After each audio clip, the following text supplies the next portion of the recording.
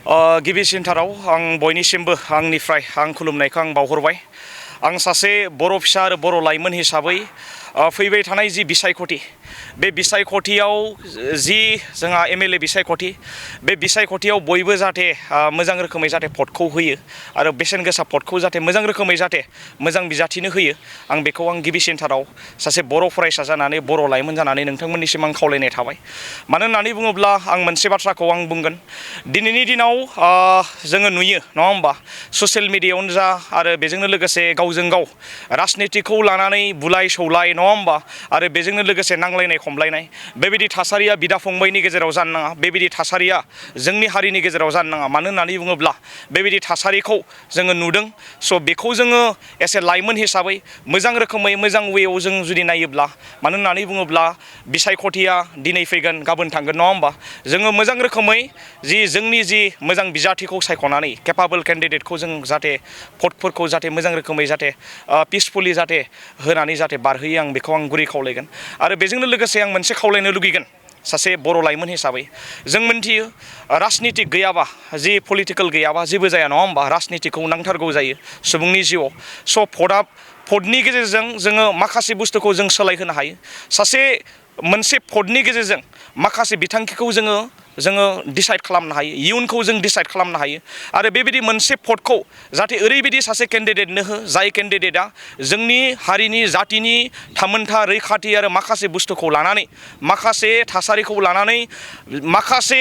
बिथांखिफोरखौ लानानै आसाम एसेम्ब्लि बायदियाव उत्थापन खालामनो हायो आरो जोंनि गेजेराव जाहाथे मोजां रोखोमै खामानि मावनानै जोंनि अभारअल डेभेलपमेन्ट लाइमोननि डेभेलपमेन्ट गामि ओनसोलनि डेभेलपमेन्ट ससाइटिनि डेभेलपमेन्ट जातिनि डेभेलपमेन्टनि माखासे खामानिखौ जाहाथे मावनो हायो बिथांमोन बायदिनो जाहाथे भटखौ जाहाथे होनो थाखाय आं गुरै खावलायबाय। लोगोसे 5 दाननि गेजेराव बिपिएफ सरकार फैबाय। 5 दाननि गेजेराव सरकार सालायनाय समावनो माखासे बिपिएफ दलनि लाइमोनफ्रा जाख'नाय बा थगायनाय नैबे थासारिया सोलिगासिनो दङ आरो बेखौ लानानै दा समाजाव जोंनि समाजाव बा गुबुन जातिनि समाजाव बेबायदि थासारिया गोसारदों मा फोरमायगोन? नोंथांमोननिसिम आं मोनसे बाथ्राखौ आं फोरमायग्रोखागोन। मानो होननानै बुङोब्ला दाखालि बयबो मोनसे गेदेर आन्दलन जानानै थांदों नङा होमबा बे आन्दलना थामोनथा आरो रैखाथिनि मोनसे आन्दलन बे जानानै थांदों। दा माखासे जोङो थासारि अभारअल डेभेलपमेन्टखौ जुदि नायोब्ला आङो एस ए लाइमोन हिसाबै आङो बबेबा मोनसे पलिटिकेल पार्टिखौ आं थांखिनानै आं बुंनो थाङा आरो सोरबा पार्टिकुलार लिडारखौ थांखिनानै रायनाय आरो सोंखारिनायनि आंहा मोन्थाय गैया। नाथाय माखासे सोंलु आरो माखासे बाथ्राखौ मोन्थिनो थानायलाय नङा होमबा आंबो सासे लाइमोन हिसाबै आङो बेखौसो आं खावलायनो लुगैगोन आरो बेखौसो आं लुगैयो। माने जेखि गभर्नमेन्टआ फैया मानो जेखि रुलिं गभर्नमेन्टआ सालाया मानो जोंनि सिस्टेमफोरा ट्रेन्सपारेन्ट जानांगौ। जोंनि सिस्टेमफोरा अभारअल डेभेलपमेन्टजों लोगोसे मोजां रोखोमै ससाइटि बिल्डिंनि थाखाय लाइमोन बिल्डिंनि थाखाय जोङो माखासे बुस्थुखौ जोङो बानायनानै जोंनो लानांगोन नङा होमबा। जोङो नुदों 100 crore मोनसे इयुथफोरनि थाखाय नङा होमबा दा 100 crore बेलायाव माखासे जेनेब्ला हमनानै ला गावजों गाव मोनसे जाख्ल'नायनि थासारि नङा होमबा बे ससियेल मिडियायाव गोसारनायखौ जों नुदों। आं बेखौनो आं खावलायनो लुगैगोन बेबायदि थासारिया जोंनि गेजेराव जानो नाङा नङा होमबा ट्रेन्सपारेन्ट जानांगौ। आरो बेजोंनो लोगोसे स्किम फैया मानो नङा होमबा मोनसे जबानो फैया मानो मोनसे भेकेन्सियानो फैया मानो मोनसे बिथांखियानो फैया मानो बेफोरबायदि बिथांखिफोरा जेनुइन जानांगौ नङा होमबा जेनुइननेस जानांगौ। जेनुइननेस थायोब्लासो माखासे बुस्थुआव माखासे थासारियाव नों आंहा माखासे स्कप लानानै माखासे मानसिफोरा जौगालांनो हायो। आरो आं बेखौनो आं खावलायनो सानगोन दिनैनि दिनाव जोङो नुबाय थादों जौ जुवानि माखासे जेनेब्ला मेला होनाय नङा होमबा दा जोङो लाइमोन हिसाबै दिनैनि जुगाव दिनैनि जेनजिफोरा बेखौ जोङो लुगैया। खोनादों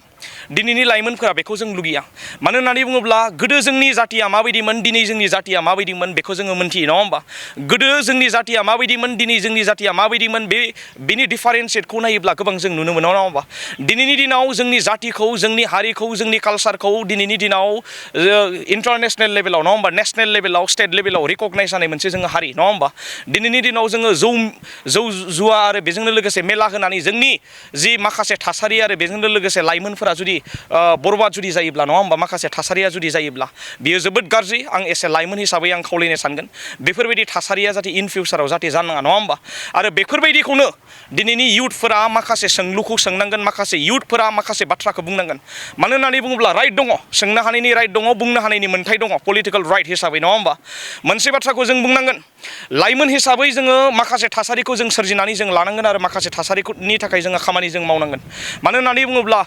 गभर्नमेन्टआ माखासे थासारिखौ मावनो हागौ माखासे खामानिखौ मावनो हागौ नङा होमबा गुबुंले जुदि खामानि जुदि मावोब्ला बेले बेजे जुदि खामानि मावोब्ला बेयाव बाथ्रा बुंनाय आरो बेजों लोगोसे सोंथि सोंनायनि मोन्थाया जोंहा दङ अधिकार दङ राइट दङ स' बे लेखायै जोंनि जेनजिफोरा जोंनि इयुथफोरा माखासे थासारिफोरखौ नायनानै नङा होमबा जाहाथे खामानि मावलाङो आरो बेजों लोगोसे स्ट्रं डिटारमिनेसन लानानै भिजनारि लिडारफोरखौ फैबाय थानाय जि एमएलए इलेक्सनाव जाहाथे सायख'नानै जाहाथे दैथायहरो आं बेखौसो खावलायो एसे पार्टिकुलार हिसाबै सोरबा पार्टिनि मेम्बार हिसाबै आं बुङाखै खोनाबाय सोरबा बिपिएफआवनो थाया मानो सोरबा इउपिपिएलआवनो थाया मानो सोरबा बबेबा मोनसे सेक्सनाव थाया मानो एसे इयुथ हिसाबै आं नोंथांमोनखौ आं खावलायनो लुगैगोन जोङो भिजनारि लिडार नांगौ नङा होमबा भिजनारि लिडार जाय लिडारा जोंनि थांखि बिथांखिखौ आसाम एसेम्ब्लि बायदियाव दैखोनानै जोंनि लाइमोनफोरनि आरो बेजोंनो लोगोसे जातिनि थाखाय जाहाथे खामानि मावनो हायो बेयो बिसायख'थिया फैनाय लोगो लोगो बा बयनिबो मोदोमाव नांनाय लोगो लोगो सोरबा सोरबा लाइमोनफ्रा एसे फैसा गरसे गरनैसो मोनोब्ला गावनि थार बुंनांगौ बाथ्राखौ माने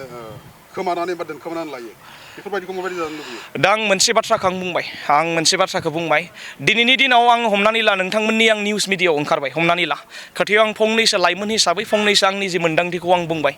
दिनैनि दिनाव जेनेबा हमनानै ला सोरबा थुनज्लायनायाव आं बाथ्राखौ बुङाखै मानो होननानै बुङोब्ला आंनि बबेबा मोनसे फेमिलिया बबेबा मोनसे पलिटिकेल पार्टिजों इंगेज जानो हागौ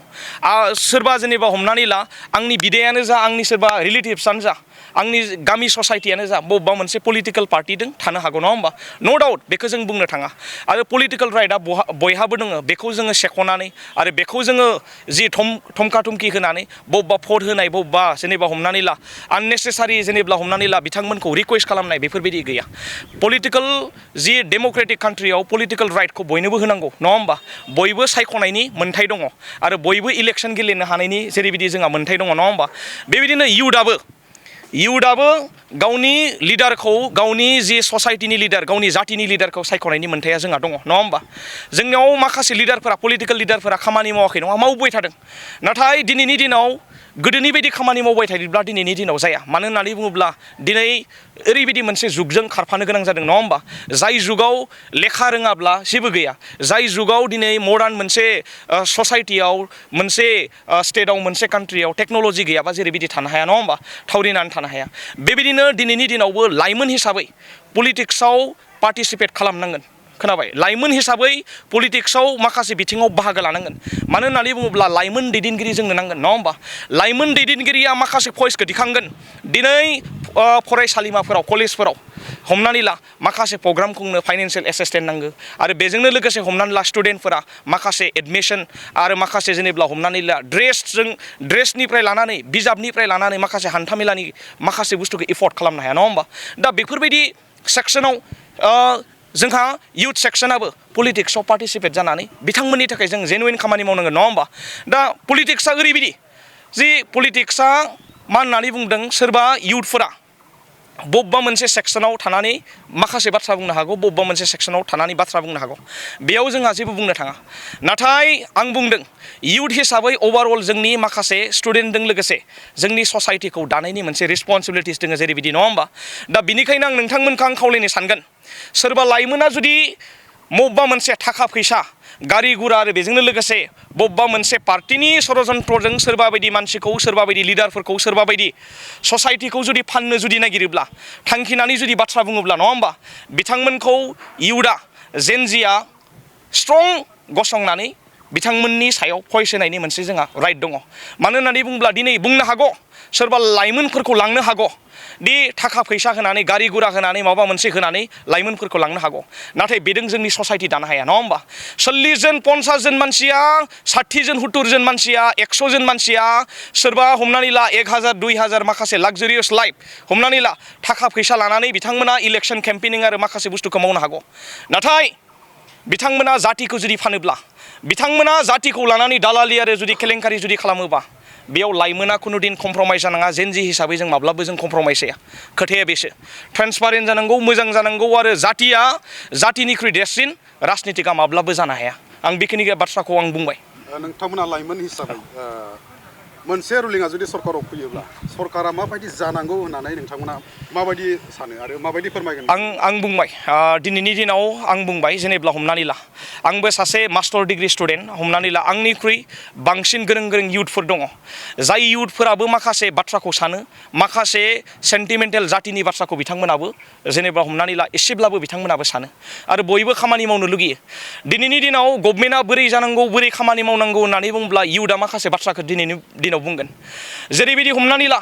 दाखालिनि 100 crore मोनसे बाथ्राया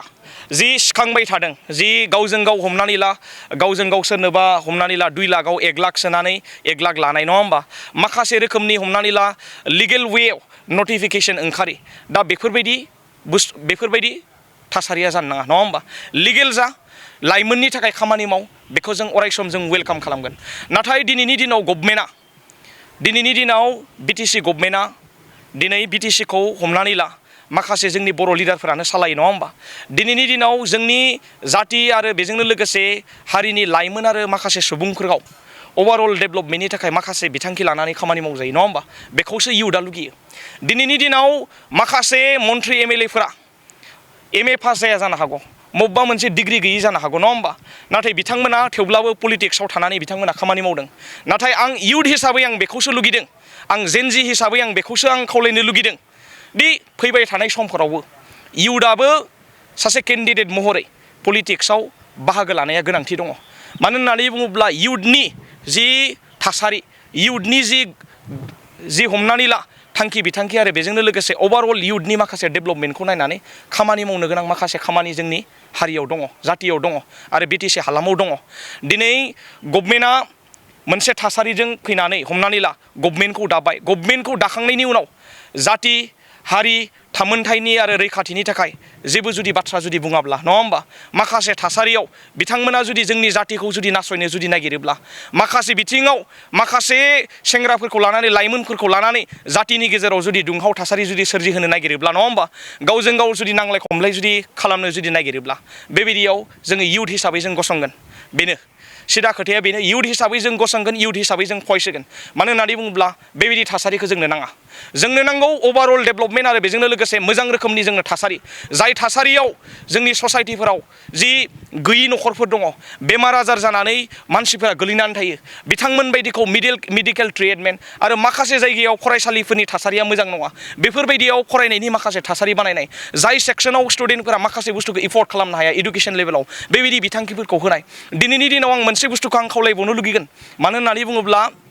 इउथ हिसाबै माखासे बाथ्राखौ बुङोब्ला माखासे बाथ्रा ओंखारलाङो फरायनायजोंल' माखासे साख्रिखौ मोना नङा होमबा गेलेनाय बिथिंखौबो नोजोर होनांगोन नङा होमबा जौ जुवानि सोलाय गेलेनाय बिथिंखौबो नोजोर होनांगोन जौ जुवानि सोलाय माखासे हमनानै ला कचिंनि बेबस्थाखौबो जों खालामनानै होनांगोन नङा होमबा इउपिएससियानो जा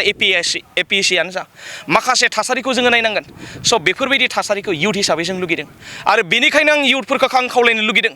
सोरबा 40 जन 50 जन इउथफोरा जोंनि गेजेराव जोंनि इउथखौ लानानै फाननो हागौ बेफोराव जोङो गोदावलाबायनो जोङो नाङा नङा होमबा बिथांमोनखौ जों फिननाय होनांगौ बिथांमोनखौ सोंथि सोंनांगौ नङा होमबा बिथांमोना बबेबा राजनितिकआव थायोब्ला बिथांमोना थाथों खामानि माव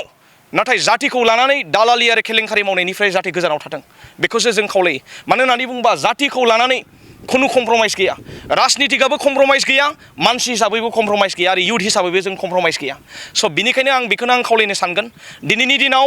बिथांमोनखौ जोङो कुइसन होनायनि बिथांमोनखौ जोङो माखासे सोंथि सोंनायनि माखासे भइस होनायनि बाथ्राया सफैबाय अभारअल डेभेलपमेन्टखौ नायनानै जोङो भिजनारि लिडार आरो मोजां लिडार जाय लिडारा जाहाथे मोजां खामानि मावनो हायो बेबायदि लिडारखौ जोङो सायख'नानै जोङो भटखौ जों होनांगोन। आरो जोबथारनायाव मोनसे आं खावलायनो लुगैगोन इउथफोरखौ माखासे जायगाफोराव जोङो नुदों ससियेल मिडियायाव नुदों गावजों गाव बुलाय सौलाय बेफोरखौ जाहाथे नोंथांमोना लाइमोन हिसाबै आंबो एसे लाइमोन हिसाबै बयबो लाइमोन हिसाबै जोङो खावलायनांगौ रायजोआवनो जा ससाइटियावनो जा बबेबा मोनसे पार्टिखौनो जा जों बुंनो हानायनि जोंहा मोन्थाय दङ बिदा फंबायनि गेजेराव बेबायदि नांलायनो नाङा बुलाय सौलाय जानो नाङा नङा होमबा मोजां रोखोमै इलेक्सना देरहानांगौ मोजां रोखोमै थासारिया थांनांगौ गुबुना नुनानै मिनिगोन जोंखौ नङा होमबा दा बेफोरबायदि थासारिया जानो नाङा 500,000जों जोंनि आइ आफा जोंनि आदै मादै आबै आबौ आरो गामि ससाइटिखौ जों फाननो नाङा खोनाबाय बियो जोंनि थाखाय गोनांथि नङा जोंनो 500,000खौ जोंनो नाङा जोंनो नांगौ मोजां थासारि मोजां जोंनो अभारअल डेभेलपमेन्ट आरो जाय डेभेलपमेन्टआ लिडारा बेखौ लानानै थांनानै आसाम एसेम्ब्लियाव उत्थापन खालामनानै जातिनि थामोनथाय रैखाथि जायखौ बुङो जाति माति नङा होमबा दा बेखौ जोंनो नांगौ दा बेनिखायनो आं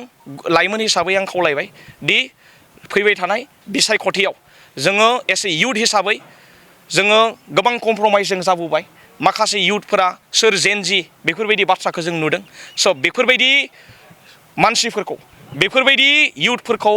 जोंहा कुइसन सोंनायनि आरो माखासे जोंहा स्टेटमेन्ट होनायनि जोंहा सम फैबाय स' इयुथफोरा खौसेथि जा सोरनिबा थुनज्लायनाय सोरनिबा पलिटिकेल पार्टिजों जि इनफ्लुयेन्स जानो नाङा नङा होमबा आंबो इनफ्लुयेन्स जाया नोंसोरबो इनफ्लुयेन्स जानो नाङा पलिटिकेल राइट बयहाबो दङ स' जाहाथे ससाइटिफोराव आदै मादैमोनखौ आइ आफामोनखौ आबै आबौमोनखौ जाहाथे मोजां रोखोमै जाहाथे भटखौ होनो थाखाय खावलायो आरो जाहाथे मोजां लिडारनो सायख'नानै भटखौ होनो थाखाय खावलायो आं बेखौसो आं गुरै खावलायहरबाय गोजोन्थों